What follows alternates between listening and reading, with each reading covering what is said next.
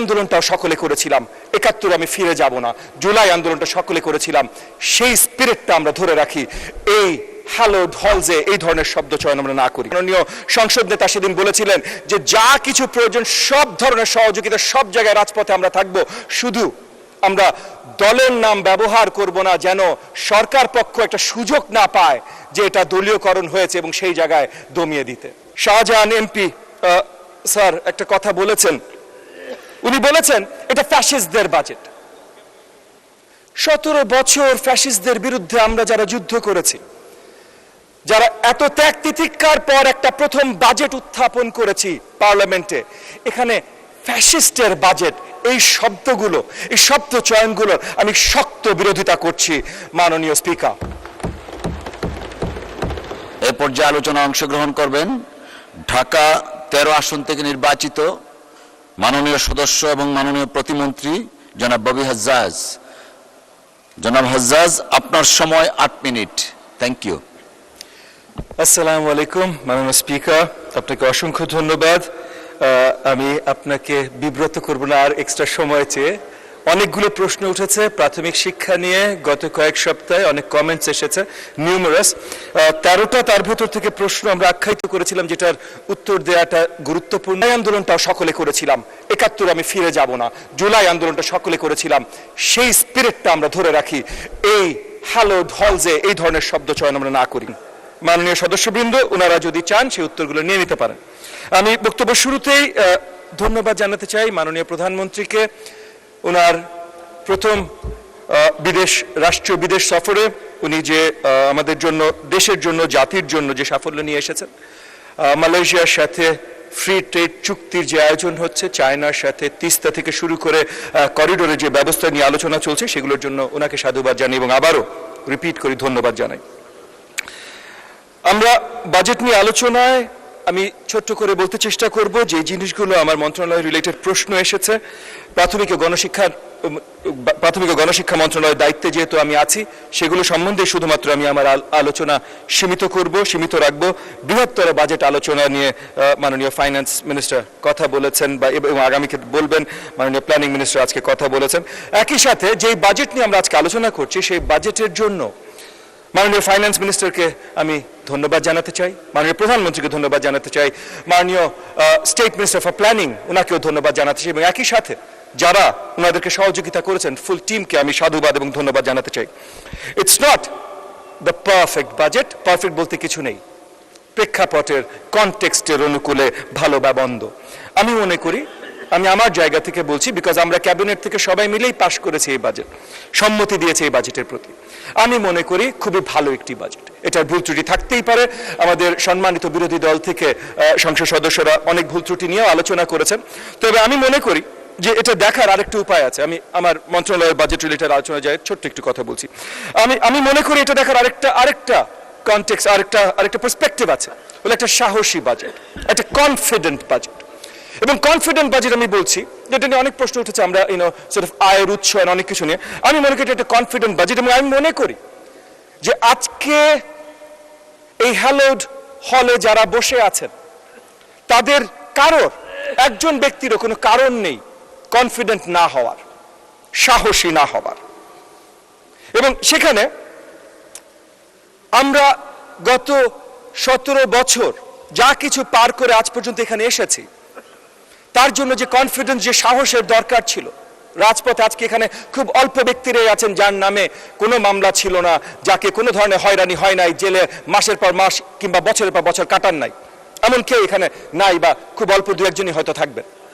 So যারা আজকে এই হলে বসে আছেন, বিরোধী দলের ওই দিকে থাকুক মাননীয় স্পিকার, বা আমাদের সরকারি দলের এই দিকে থাকুক, সবাই অত্যন্ত সাহসী এবং কনফিডেন্ট ব্যক্তিত্ব।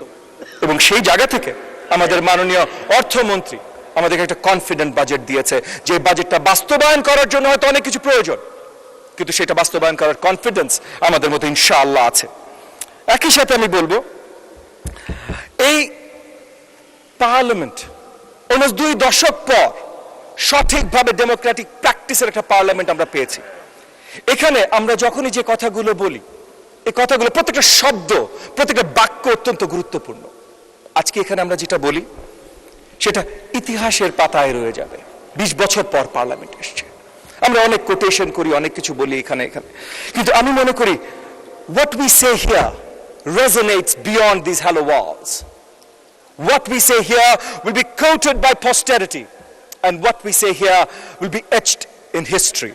So এটা অত্যন্ত গুরুত্বপূর্ণ আমরা এই হলগুলোতে কি বলি, সেই জায়গা থেকে ছোট্ট একটা জিনিস বলছি। এগেন, আমি কোনো বিভেদ সৃষ্টি করতে চাই না। আমাদের এক্সাম্পল সৃষ্টি করছেন আমাদের মাননীয় সংসদ নেতা, মাননীয় প্রধানমন্ত্রী। উনি যখন কোনো কথা বলেন, একই সাথে আমি শ্রদ্ধার সাথে বলছি আমাদের মাননীয় বিরোধী দলের নেতাও কিন্তু সবসময় অনেক সহনশীলতা দেখিয়ে, অনেক কাইন্ডনেস, জেনারসিটি দেখিয়ে এই পার্লামেন্টে কথা বলেন, কিন্তু সবার ভিতরে সেই জিনিসটা আমরা দেখি না। গতকাল মাননীয় সংসদ সদস্য শাহজাহান এমপি স্যার একটা কথা বলেছেন। উনি বলেছেন এটা ফ্যাসিস্টদের বাজেট।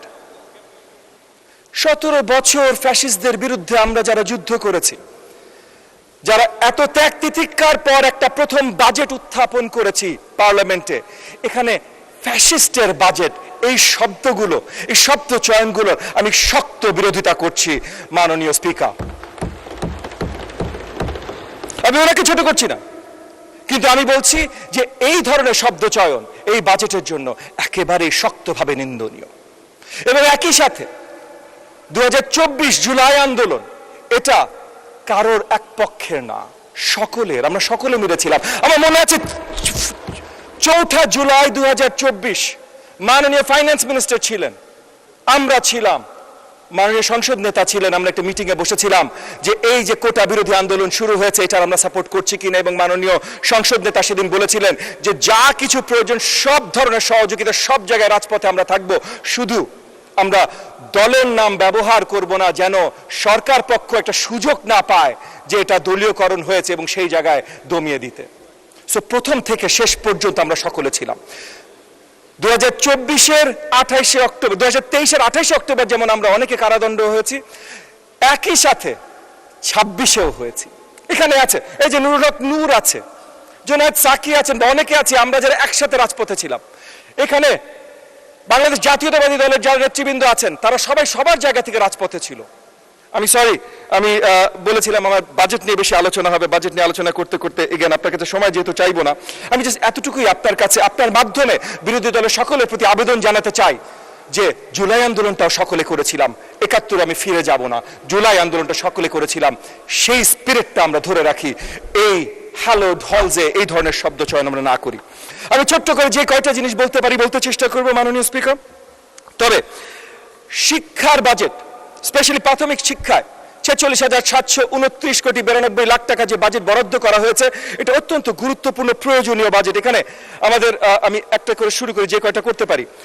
মাওলানা নুরুল আমিন এমপি মহোদয় রংপুর 6-এর, উনি উত্থাপন করেছিলেন যে শিক্ষকদের গ্রেড 13তম থেকে 12, 11 বা এরকম 10-এ নিয়ে আসা।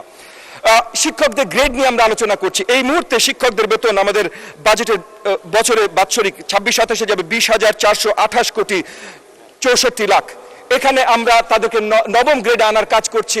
ইনশাআল্লাহ সেটা যদি আমরা সঠিকভাবে করতে পারি তাহলে 1.5 থেকে 2,000 কোটি টাকা এক্সট্রা খরচ হবে, যেটার বরাদ্দ মাননীয় ফাইন্যান্স মিনিস্টার আমাদের বাজেটে দিয়েছেন। আমার সময় যেহেতু বেশি নেই, আমি আর বেশি আলোচনা করবো না, শুধু একটা কথা বলে শেষ করতে চাই। মাননীয় স্পিকার, মাননীয় প্রধানমন্ত্রী যেভাবে জিনিসটা সাজিয়েছেন, আমরা যেভাবে কাজ করছি প্রাথমিক শিক্ষা ব্যবস্থা সাজানোর জন্য, আগামী দিনগুলোতে 5 বছর যদি আপনারা আমাদের সাথ দেন, আমরা যদি একসাথে কাজ করতে পারি, তাহলে বাংলাদেশের শিক্ষা ব্যবস্থা পুরো বদলে যাবে, আগামী দিনের বাংলাদেশের চেহারা বদলে যাবে। আর একই সাথে আমি বলবো আগামী নির্বাচনে এই সাইটকে